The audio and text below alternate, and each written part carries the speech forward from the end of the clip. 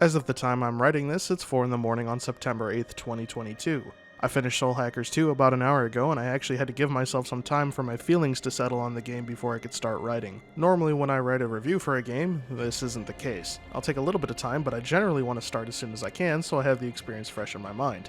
But there is just too much to say on how disappointed I am in this game that I needed to take some time to step back and actually organize my thoughts, at least to the degree that I could actually start writing. Let me get my background out of the way first so you know where I'm coming from. I got into the Mega 10 series with Persona 3 Portable when I was yet a young lad. I've since played a few of the other Mega 10 spin-offs and main titles, my favorites being the Devil Survivor series, just because I liked the general vibe those games had, and the banger OST helped.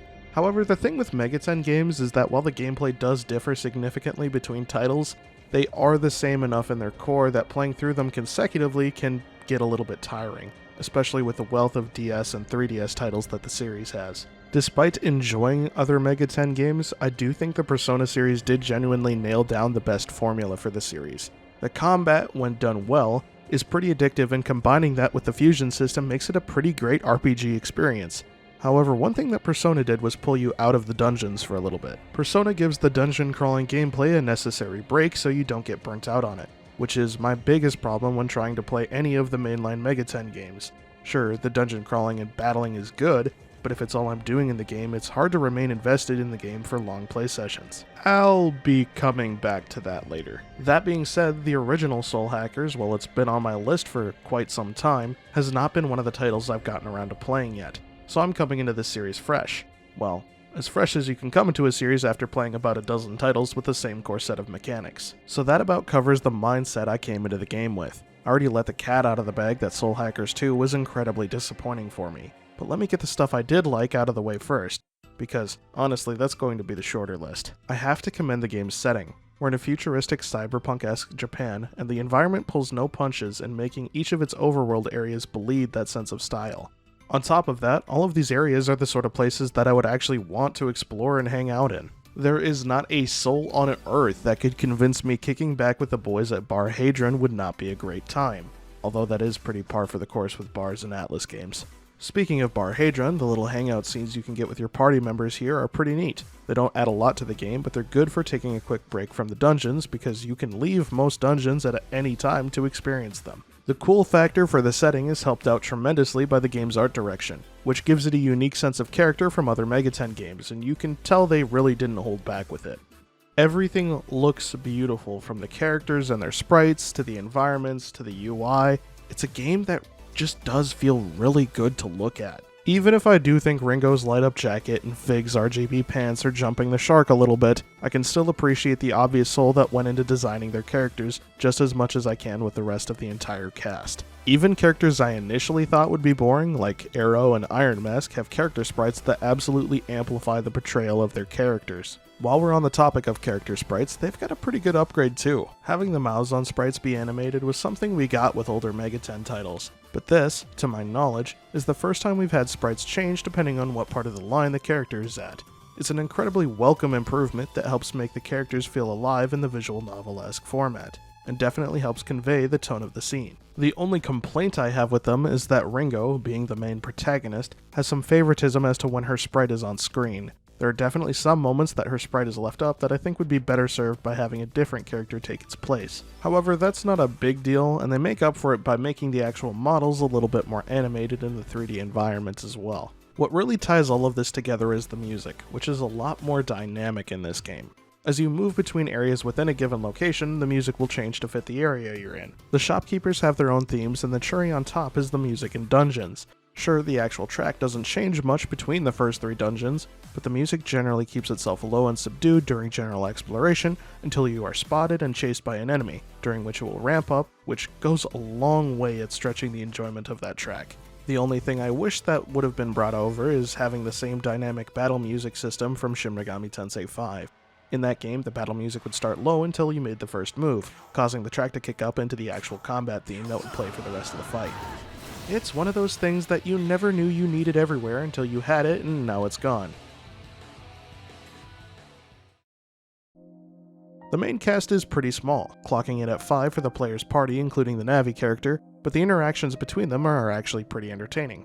They'll banter in battle, which for normal battles works out pretty well, The drawback there is that the banter is reused for the more serious story battles, so the characters will joke around with each other in situations that absolutely don't call for it, resulting in massive tonal clashes. The other drawback is in those same story battles. The cast gets a few unique lines of dialogue to address the opponent character, whoever it may be at the time. However, there aren't too many unique lines, so you'll be hearing what was at first a cool acknowledgement of the situation rapidly turn into, "You've said this 30 times already, will you please just stop talking?" Unfortunately, that's all the main praise I can give Soul Hackers 2. There's going to be a little bit more here down the line as we get into the meat and potatoes of what the game is, but the rest of the video is basically just going to be talking about the multitude of ways the game just completely falls flat.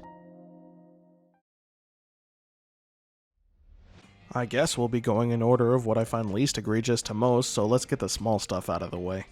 Persona 5 had guns as a main mechanic, and actually put a lot of work into making them authentic. The models are good in that game, and the way they're used feel about as accurate as they can be considering the setting. So with all of these steps forward for guns and JRPGs that Persona 5 made, because for whatever reason what I would consider the bare minimum is worthy of praise for this genre, Soul Hackers 2 goes right back to the nonsensical designs and bottomless magazines. Saizo has a cool-ass Tommy gun looking thing, but where does the magazine feed into? How does the magazine feed? The gun fires rounds, but there is no ejection port, so I can only assume the bullets are magic or the shell casings are and they just evaporate in the chamber. Arrow and Kaburagi's revolver-like comps are a bit better on the design front, but it's pretty hard to fuck up the design of a revolver. However, one thing that disappoints me is that we never actually see any of the gun-wielding characters reload. You could have. I doubt anyone would have cared about an extra second on their attack animation for them to reload, which they probably do have animated because they did actually animate Arrow and Kaburagi reloading in the opening. Standard blocky guns having bottomless magazines is rather frustrating to me, but it's par for the course with JRPGs and I can kinda look past it. But there is a different one I just really can't find myself not frustrated by. One of the main villains of the game, Iron Mask, wields a double-barrel shotgun. It's a gun that only shoots twice, and here he is firing it off like it's a Spaz 12 with an infinite ammo cheat. Double-barrel shotguns are fucking cool in video games, but if you fuck them up, it really does lose all of its appeal, and anybody who knows or cares about firearms and media is going to be ripped straight out of it. So now instead of a couple scenes feeling incredibly tense, they feel incredibly goofy. It's really just disappointing that the game just stepped back from Persona 5 in this way. It's not remotely a big deal because, like I've said, pretty par for the course for JRPGs. Saizo's Tommy gun is definitely getting sent into cursed gun images though. Now we're getting into big things though, and the first thing is that these dungeons just suck. Even though the design of dungeons may change, they're mostly all just empty corridors that lead to dead ends, sometimes with a demon to talk to. Stepping back from both Shin Megami Tensei 5 and Persona 5, because it's not open like SMT 5 is, it's small and controlled like a Persona dungeon, but without any of the things that make dungeons in Persona 5 interesting and fresh to play through.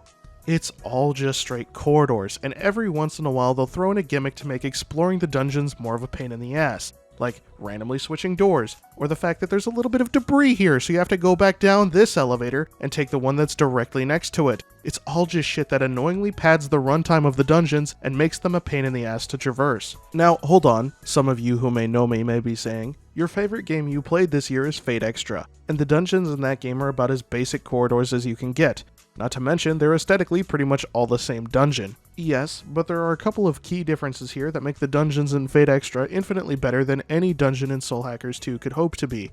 So let's begin comparisons. For starters, let's talk about what goes on in dungeons. In Soul Hackers 2, you might get a couple of interesting story encounters per dungeon, whether that's backstory cutscenes in the Soul Matrix dungeons or boss encounters in the main dungeons, but nothing really beyond that. Fate Extra comes in through the form of a bracket-style Holy Grail war, where both players enter the dungeon to train up their servant and to try and learn about the other, and it capitalizes on that. In Extra, you will interact with your opponent multiple times in each week within any given dungeon, and it allows for great story beats that distract from how bare bones the dungeons are on paper. The only thing Soul Hackers 2 does that comes close to shaking up the dungeons in the same way is during the Ozaki Hope Towers dungeon. You will occasionally run into Mothman and he'll steal your MP before running off. I feel like a part of the reason this works for me is that I'm a giant Mothman fanboy. What also helps Extra distract from the blandness of its dungeons is the fact that they are actually not that big, so they don't take forever to traverse. This helps tremendously when grinding in the dungeons to prepare yourself for the week's challenges. I don't know if it's Ringo's movement speed or the dungeon layouts themselves, I lean towards the latter, but the dungeons in Soul Hackers 2 feel huge to its detriment.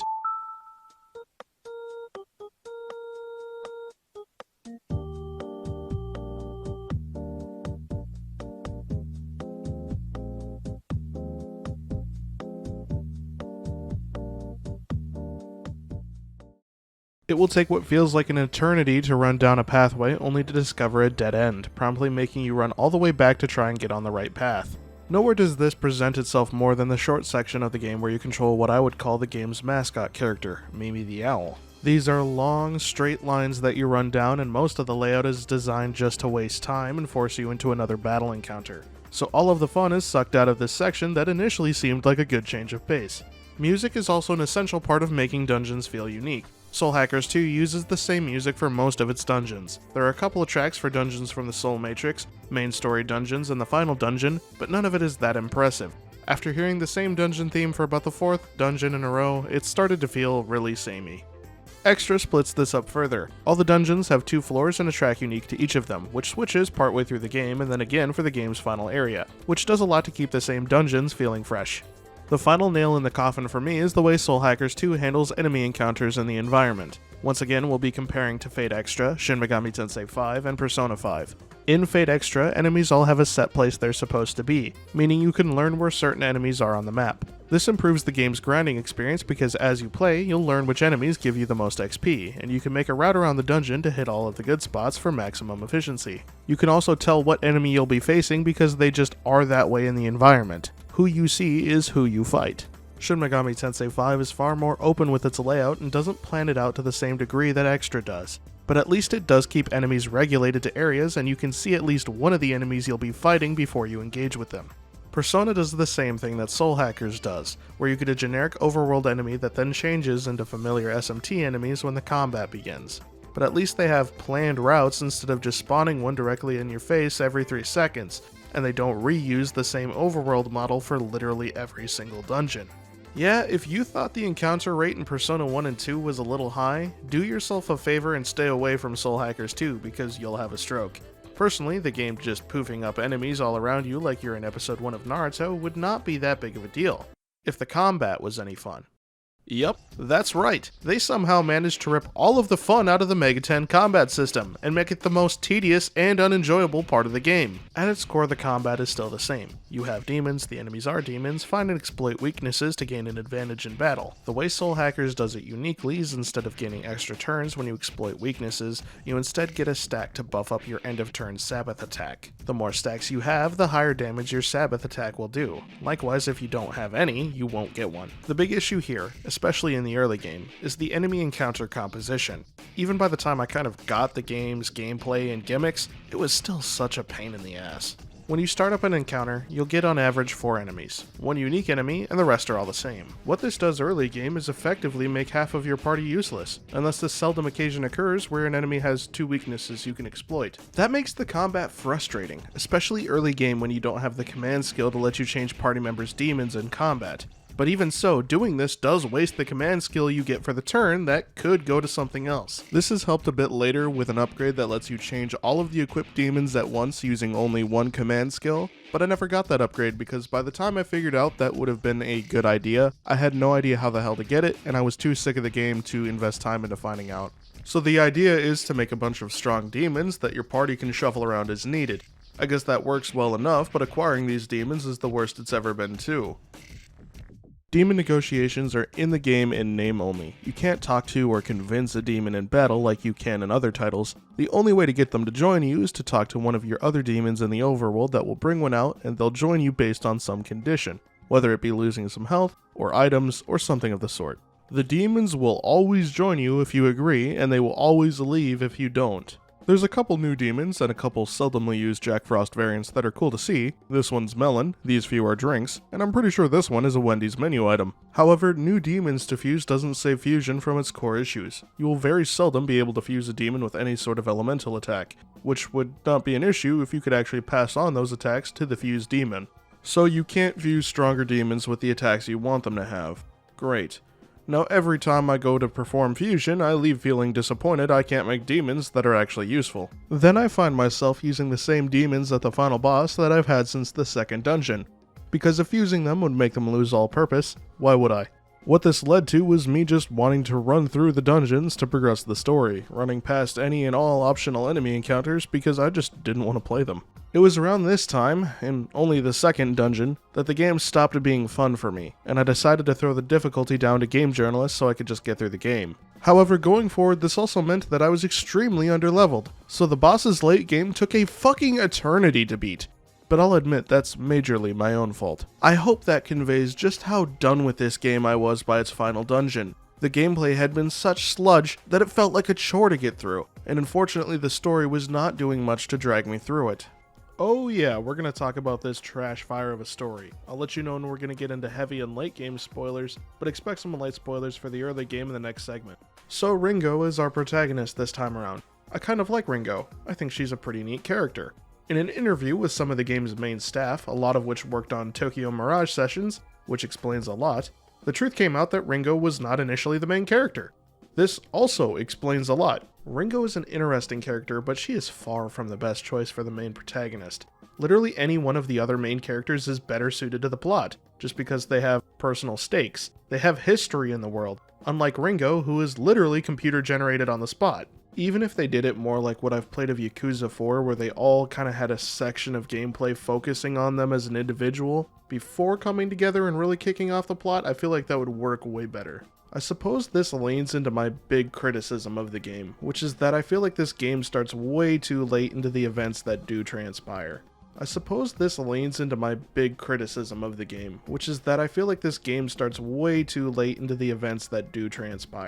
The biggest symptom of this is that there's a lot of expositional dialogue of the things that did happen and we should care about, but just because the game is telling me to care doesn't mean I do. One of the classic rules, show don't tell, is drastically ignored here. I feel like this is probably due to time constraints, as the whole game does feel pretty rushed. This leads me to believe that maybe if the developers had some more time to flesh out these story details and start you earlier in the timeline so you can actually see all these moments they want you to care about develop and happen, that might just actually give them the weight they want them to have. So what do we have in place of putting all the important character-defining moments for our main cast in the actual main narrative of the story? We got the Soul Matrix dungeon, the same dungeon copy-pasted 3 times that you have to trudge through if you really want any info on the pasts of the 3 main party members. So you trudge through some dogshit dungeon, each of which have some arbitrary locks on them to justify dialogue options being in the game so our protag can have a sliver of personality, and you get what? Well, you get a shitty VR-esque recreation of important moments in a cast member's life, completely stripped of all the context that makes them important. The game hoping your own mind will fill in about its own characters what it was too lazy to write for you. I didn't finish these dungeons. The story rewards were not worth trudging through more of the abysmal dungeon design in Soul Hackers 2.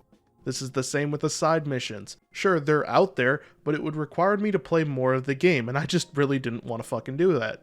But what about the game's story that we do have? How is that? Well, pretty lackluster with everything I mentioned. It's infinitely infuriating because all of the puzzle pieces to what would be a fantastic story are here, but instead of taking the time to put it all together meticulously, the writers dump the pieces on the table and then pour Elmer's glue on it to make it stick. So sure, while it's technically all together, it doesn't live up remotely close to the wonderful picture these pieces could have made. It doesn't help that the way the story is told makes it entirely predictable. Now, this is your interjection warning here. We're getting into late game spoilers. Also spoilers for Persona 5 Royal. If for some reason you want to play this game free of major spoilers, here is your time code. But I have some major grievances to address. The twist with Raven being Iron Mask was predictable as shit and completely boring. Iron Mask is probably my favorite part of the game just because his sprites and voice work give him a good amount of presence, and it's really refreshing to have an actually threatening villain in media again. The dude fucking kneecaps Ringo, and it's probably my favorite moment in the game. Oh shit! My man just fucking kneecapped her! Holy shit! However, the game at one point just tells you that the Iron Mask taking part in the plot now is not the original Iron Mask, but someone who killed him and took up the mantle for himself. Oh boy, a character whose true identity they are trying their damnedest to keep hidden away for a big reveal. I wonder who he could be. Try the only other character in the game introduced you to and wants you to care about. The funny thing is, I actually really do like the scene where the twist happens. It's the scene where Arrow realizes that Raven has the rest of the Covenants, and it's probably the best scene in the game, because it lets you step back and work it out in your head for yourself. But Helen Keller could see this twist coming from a mile away. Once again, just like the rest of the game, I think it would work actually given proper time and build up, but that's just not something they gave it. We don't really understand Raven's downfall because the small bits of it were shown and not told all happen after he's already either defeated or dead. He's still the best part of this game by a country mile, but it can't escape the crushing disappointment of not building up to the twist. So the main cast defeats Raven. He's gonna die, but then the bad writing creeps its way in further. For some reason, despite knowing the man for all of what feels like 10 minutes, Fig really, and I mean really, cares about Raven for some reason. Once again, zero fucking buildup, it's just something that happens because the writer wants us to care. Raven accepts his death and refuses to come back to life via soul hack like the rest of the party, but Fig just won't accept that. She has all the rainbow MacGuffins now, and she's going to use that power to do some crazy bullshit that's going to fuck over the entirety of the human race despite her good intentions. So now not only does not building up Raven affect his own twist, but it affects Fig's character arc as well, because they didn't build their relationship up at all to the point where I'd expect her to care this much about his death. Sure, I get it, he was a good dude and all, but this is a little far to go over someone you barely know. I mean, I don't know, it just doesn't seem right with me. Also wait, the totally final boss for real this time wanting to use their granted otherworldly powers to end all of human suffering and make the world free of pain? I feel like I've heard this before. Yeah, I have, it's just Maruki's arc but done way worse. Fig and Maruki are both with you for the durations of their games, but the difference here is Maruki was set up from the beginning to be in a position for his motivations to make sense. He's a school counselor who spends most of his time digging into and working through the traumas of others, while, as the cast finds out in the dungeon leading up to their confrontation with him, dealing with a laundry list of his own traumas. So not only is he paving this road with good intentions, wanting to help others live a life free of pain, but he's also doing it in large part because it's deeply personal to him. He wants to free the Phantom Thieves from all of their sorrows and worries because he truly and deeply cares for them. And the differing perspective the Phantom Thieves have is what leads to the best clash of ideas in the entire game, because now they're talking through the perspective of an entire game's worth of history to give it meaning. Here Fig does what she does just because she does. It's based on some flashbacks for someone who she barely interacted with in the plot. There is nowhere near the amount of care and respect put into setting her up as the final boss with intentions that make as much sense as Maruki's do. The ending I got was really anticlimactic. Once the thread is done, everyone just kinda leaves and we get a small dialogue from Ringo about how she's living a human life now. I didn't get the true ending despite following the steps I found to get it, but I'm past that now. I'm not refighting the final boss just to get that ending. I don't care anymore. I guess this is about where my thoughts on Soul Hackers 2 draw to a close. I wanted to love this game. There's so much about this game that makes me wish its massive issues were smaller so I could go forward saying I love this game. But it just sucks. It's easily the worst pure Mega 10 game I've played, because I think Tokyo Mirage Sessions is still worse, but that's a different thing.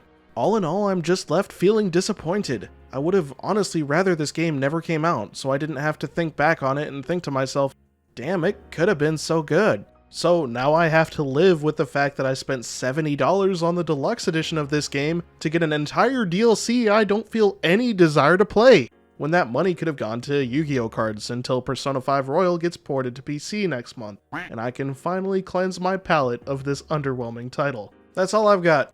The moral of the story is play Fate Extra. It's an awesome game I might talk about one day, and definitely will if Type Moon ever releases the remake during my lifetime. Have a good one.